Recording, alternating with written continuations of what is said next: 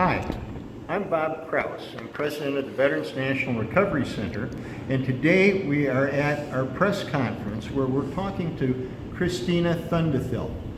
Christina Thunderthil was in Iraq. She was gang raped at the end of the Iraq War, and we maintain that the gang rape was covered up for reasons that we will go into. A key to the cover-up of Christina Thunderthil's rape was then Captain, now U.S. Senator Joni Ernst. We need to have Joni Ernst change her testimony and admit that this was in fact forcible rape so that Christina can get medical attention. Christina worked in a burn pit during Iraq, and because she was kicked out of the Army for lying to the CID, saying in fact that she had been forcibly raped and it was not consensual, and the CID considered that a lie, and she was kicked out of the service, she lost her VA medical benefits for many years. And what that has created is a situation where she will probably die from her lung injuries that she got in the burn pit, because the injuries have gotten so bad that they are now irreversible. So that is what we are going to talk about, and what I will do is Christina is on the video screen behind me, and I will ask Christina a series of questions. You, the viewing audience, will see these or hear these questions and watch Christina as she responds. And that is the format we will use. So right now I'm going to turn to Christina, and I'm going to ask you a series of questions, and we'll go from there. And the first one, they're pretty much all no-brainers, but we just got to start. So Christina, were you with the 101st Airborne, and where were you stationed during the Iraq War? I was stationed in Coverup, Iraq, and I believe that we were attached to them. We fell under 5th Corps, which they kind of move units around as needed and wartime situations. Okay, and at the end of the war, you were relieved of your burn pit duties, and you were sent to Kuwait, to the 116th Transportation Company. Is that correct? Yes. When you leave Iraq, when you leave Kuwait, you have to clean vehicles due to environmental laws. I don't know how many of the vehicles I cleaned, but we were on 12-hour shifts to comply with federal law on environmental exposures.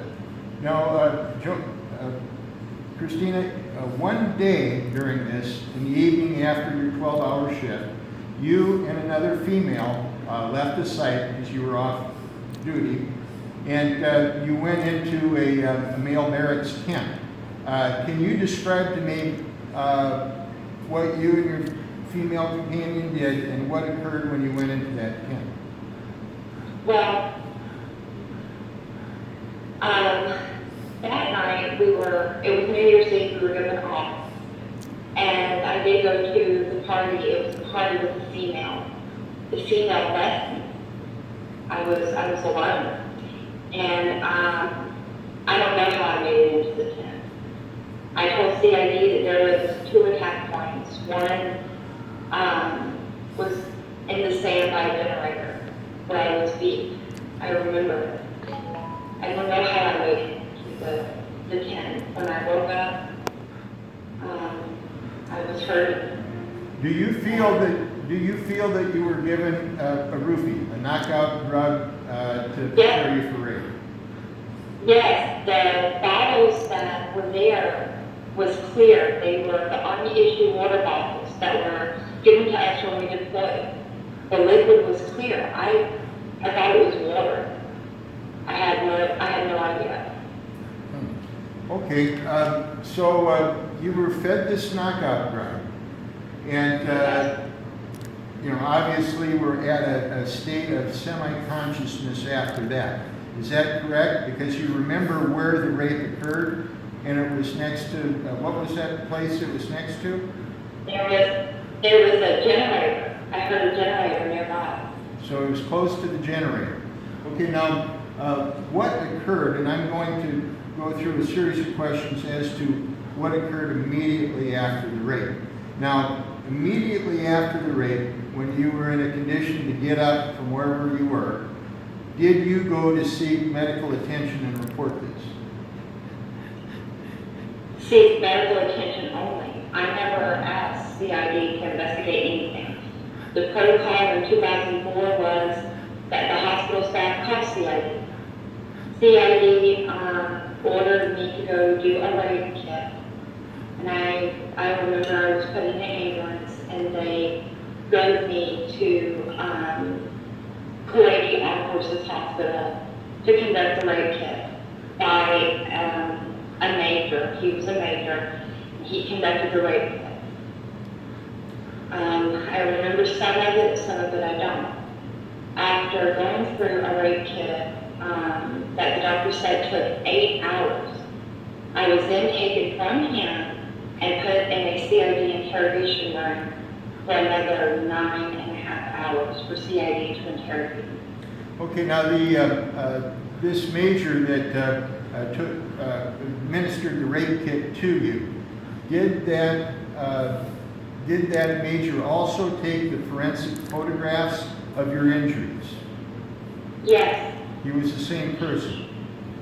Yes. Okay. And now we know that what happened,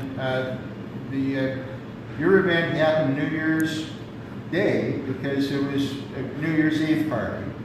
And we know that on the 23rd of January, the rape kit was destroyed before having been sent to the United States for analysis. And we know that your clothing was shredded at the same time, so DNA samples could not be taken from that. And this was approximately slightly over 3 weeks from the event. Is that correct? Yes. And we also know that there was a great deal of pressure on both your unit and the 1168 Transportation Company, Iowa Army National Guard, to leave the country. Is that correct? Yes.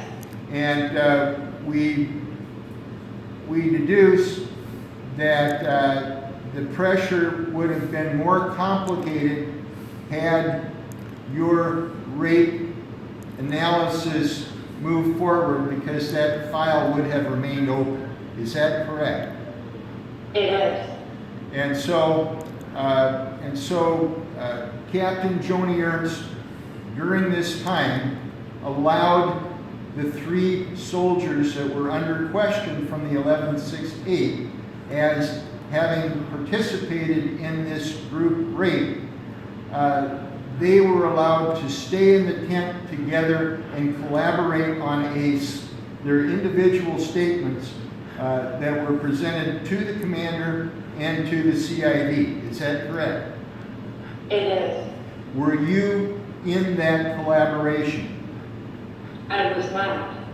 CID took a statement from me that was 5 pages. I told them everything I could remember. But when you look at the questions from CID, they were attacking me, demeaning me, and blaming me. So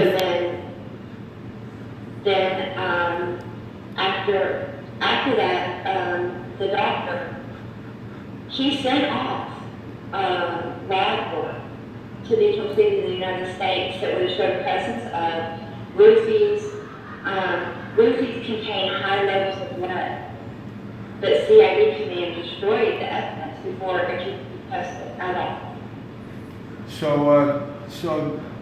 the roofies were detected by the major then? Is that what you're saying? No, so they did blood work, they drew my blood, and I have the paperwork where he ordered the test for date rape drugs, and to check for lead. Because lead, there's a lot of lead in date rape drugs. Okay. So you were tested in the blood for the lab report was evidently destroyed at the same time the rape kit was destroyed, and at the same time your clothing was done. So now, why would the fact that Captain Joni Ernst was the cantonment commander, in other words, she had charge of the housing of the 1168, did she recommend that to the CID that you were in fact drunk and willing in this event and it was not forcible? Yes. So she told the CID that she agreed with her soldiers that the fault was primarily upon you. Is that correct? It is. And it goes further to detail her involvement when the main perpetrator was married. He was higher ranking, and in his own sworn statement, admitted to rape and sodomy. She let him stay. He was given a summary Article 15. He ended up making it to the rank of an E6 and was given a Purple Heart for all of his wonderful efforts. So she had quite a bit to do with that. Okay, now what happened after all this? Because we know that nearly all the evidence was destroyed. So then it became Christina versus Captain Ernst versus the CID, and you lost. The recommendation went back to the 101st, and you were given a misconduct discharge from the United States Army for lying to the CID by saying you were raped when in fact the company commander, Captain Joni Ernst, said you were not raped and it was a willful sex act on your part. Is that true? It is. Okay, so now we move fast forward to 2011. You've been kicked out of the service since the events of since the report got back to your unit, and you were almost immediately discharged. Now, your unit was under a great deal of pressure to leave Iraq also. Is that correct? Yes, we got there when the war first started. We were there in March. Okay. We ended up in Kuwait in February, and we crossed over into the border in Iraq the second week of March. Okay, so you'd been there about 9 months, and the unit left from Balad on approximately the 15th of January 2004. Is that correct? I think. Yeah. It was in January, though, correct? Yeah, it was January. I want to say that I left, and then my unit got there a couple of days later. Okay, so by the end of January, they were gone. Okay, so they were out, and they were under pressure because if there was an open file on you, someone would have had to stay back in Iraq, or your unit would have had to stay back in Iraq and go back to the tail end of the movement cycle. Now, the unit that you were attached to where the rape occurred was the 1168 Transportation Company, Iowa Army National Guard. Now, they were under pressure also. They were getting their equipment clean. Approximately when did they leave Iraq? February. Okay, and had the file been open on those three soldiers, they would have had to stay in country while the criminal justice system was moving forward, and possibly either the officers or the unit would have had to stay in the country with them. Is that correct? It is. Okay, so there was a great deal of pressure to shut down their case, and everything was destroyed. It kind of cleaned up the circumstance. fast forward to 2011, you put in a congressional inquiry through an Oklahoma congressman. Can you tell me about that? Yes, so in 2010, I was going for health care. I had been diagnosed with a speech disorder by a civilian law. Me and my husband arrived at Oklahoma City VA. They wouldn't accept the diagnosis, so they began to run their own tests. One day, I want to say in September, I got a phone call telling me that I'm not a veteran anymore, and that I'm not allowed any treatment for anything. And I didn't understand why. So I went to the OEF team at Oklahoma City VA. They cited the reason why I'm taking away my health care is that because CID said that I wanted to marry, that it was consensual sex, and that I needed to continue to push resource connection. When I had already done all that, I asked them about my upgraded discharge. The board sided with me and said that my command violated my rights. I had sent paperwork that showed that I asked for an attorney not once, but twice, and it was denied to me. So that's how then Congressman Langford got involved. I told them how they took my health care away. They said I could have mental health only for military support trauma. So Congressman Langford went and requested my entire file. And the way CID is, they keep the medical records housed away from the investigative records. Those records were housed in Fort Sam, Texas, Fort Sam, Houston. We got that, and I even got a copy, like a photocopy, showing that they still had the disc. They still had the photos, but they never gave them to the VA to adjudicate my claim. Okay. They just said, she's a liar, not have to treat her. Okay, now what we're going to do next, Christina, we're going to go through some copies of those photographs. And what we are going to prove from those photographs is that there was force. And this was the photographs that the inspecting major, the medical doctor, did of you at the time. And they do show bruises, the scrapes, things that would tend to, would lead you to believe that this was not consensual, that it was forced. And you have told me a few of these things, so I'm going to hold up these photos one at a time, and I'm going to ask you to tell me a little bit about them. Now this is the first one. I don't know, can you see that? Can you see that? It's hard to see on the screen. This is of your arm.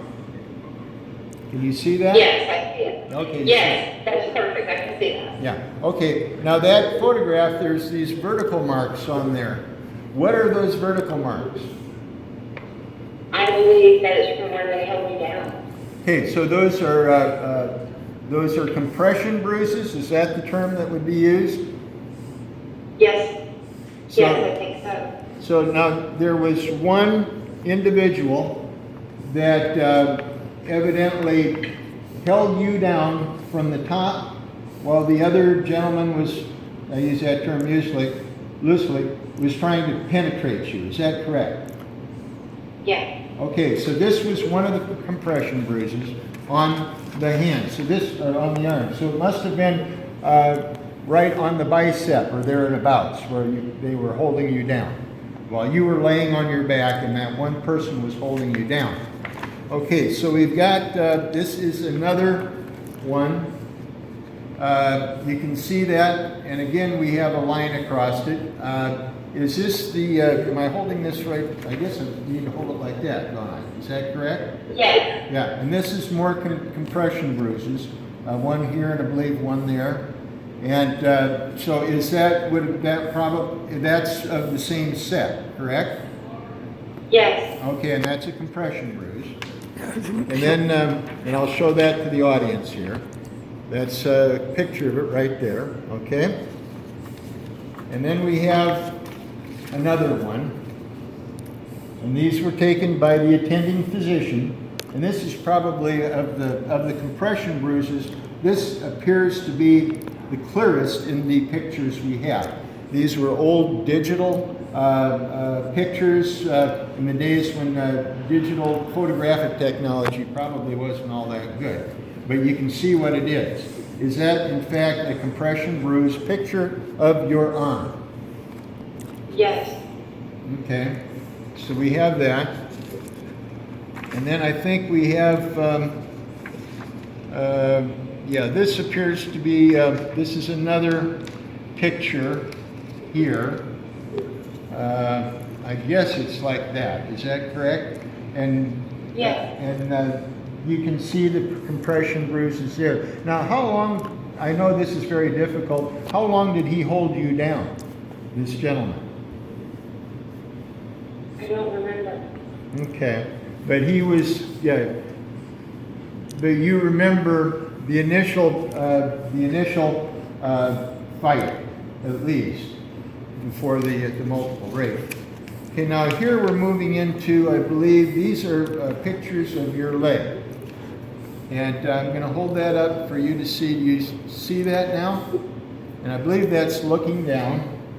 And here you can see, actually, if you look at it closely, what do you see on there, Christina? On your leg? Scrapes. Scrapes. So there are pictures of scrapes on this. And what do we think those scrapes came from? His belt. From his belt. Okay. Now, can you describe to me what happened with your pants? You had, obviously, Yes, your uniform on.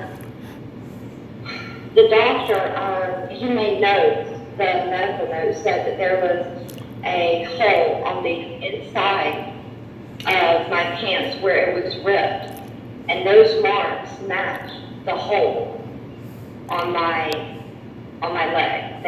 They matched. Okay, so there was an attempt to get your pants off in order to perform the act, or at least rip the pants enough that they could perform the act, something like that. Is that correct? Yes. Yeah. Okay. And I think there's, and then we've got one more. This one does not show up very good, but I've seen, we've had better copies of this. I don't know why this one's so bad. But this is another one, yeah, that indicates where the belt was, the belt straight. Is that correct? Yes. Okay. So there's bruises and scrapes, long scrapes. Yeah, down the side of the, down your side. So we do have medical evidence of forced rape. We no longer have the rape kit, but we know that this wasn't a joyride, that this was a forced act of sex. And we know that Senator now, Joni Ernst, told the CID that it was voluntary, and that got you kicked out of the service. So what we need to do at this point is get Senator Joni Ernst to retract her allegation based upon these facts that you lied to the CID. Is that what needs to happen? Yeah, and she needs to apologize. I know she saw the photos, and I was also told that my attacker and Joni Ernst read my statements. Joni Ernst went into my crime scene. She walked into the tent where I was raped and took statements first, and then CID went and gathered more statements. They never even compared them. The statements didn't match. There's gaps in the timeline. The investigation was very, very faulty. All it did was, blame me. That it's my fault. And it's not my fault. But I'm still paying a price for what they did. Yeah. Well, this, I've been working with Christina for the last couple months, and she's telling the truth. I've been around enough people to know who's telling the truth, who's not. So I will let you be the judge. But if you feel that this is an injustice has occurred, I urge you to contact the VA on behalf of Christina Thunderthil, I urge you to contact Senator Joni Ernst's office and ask her to reverse her testimony from 2004 to the CID. Thank you very much. No, Bob, I have a question in regards to this because I was in Vietnam and one of my duties was burning human feces. Can you explain to people what that process is so they can understand what had happened to you, what you were exposed to, and the damage it caused? Okay. Okay, the question is, Christina, what were you doing in the burn pit and what kind of damage happened to your lungs? Okay, so one of the burn pits was actually pretty big. It was about 4 miles from where my camp was located. We would make weekly drops. It'd be, oh wow, I just thought it was like a container of stuff. You back up the 5-ton truck, and then you toss it. You would throw it. So then one of my jobs, because I was lower enlisted, we didn't have plumbing. We only had these wooden structures that we would that we made. They're a wooden structure, and then you have like a seat. It was made out of wood, and in the bottom are these big, huge drums. They're metal drums. So people go in there, they shut the door, they poop, pee, whatever. And so there was 2 of them. So every morning I put on my gloves and I would drag it out about 3 feet away from where people go to the bathroom. And then I would take jet fuel and I would pour it in this big drum. And then I had a special stick that was given to me that I would stir it, and then I lit it on fire. And I had to stay there and I had to watch it burn. When the fire got low, you go back up to it, you take the stick and you stir it some more and pour more jet fuel in it. So by the time it's done, you have like a little pile like this that didn't burn. So then you use your E-tool to dig the sand deep enough, you pour it in there, you cover it up. And I did that for about 300 days. So for 300, Christina, so for 300 days, you were subject to the smoke coming into your lungs. Were you provided a mask? No, I was not. And so my lungs already, when I was deployed, I went to sick call 6 times over my lungs. Coughing up mucus, running a fever. I was given breathers, put on antibiotics. Because the VA canceled all of my care, when they gave me my care back, they said, well, we don't care if you have traumatic brain injury, take it up with the VHA. They pushed me off. They pushed me away. And so by the time we found out the damage to my lungs was last year. Last year I was 38. I weighed 238 pounds. And my pulmonary function tests were in the toilet. At that time, they were 58% functioning. So the VA says you have lung disease. They did a CT scan on my lungs, and they found scarring. The left lower lobe is growing right now as we speak. The scar in the right lung is because I was exposed to pneumonitis, which is just a fancy name for body fever. My body was able to beat it, but my blood holds the antibodies to being exposed to that pathogen. I have gone under 4 pulmonary function tests, and my lungs are declining because the VA waited so long to treat me. It's now too late. So what you are telling me is that you will likely be dead in 2 to 4 years. Is that correct? Yes, there's a formula that is used called predictive decline of lung matter. So what we have is a situation that as an end result, a wrong statement or a lie, whichever, by Captain Joni Ernst has put you on a path to an early death. Is that correct?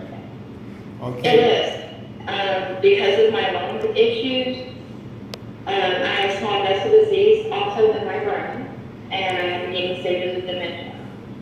So my lungs don't tell me first to break. Okay, well, we have a sad story here that we've told.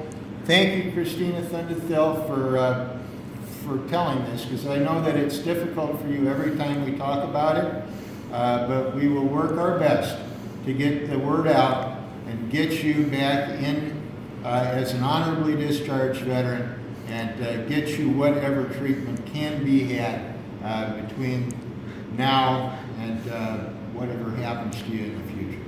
So God bless you, and thanks so much.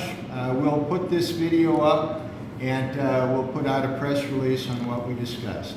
So goodbye for now, and thank you very much, Christine.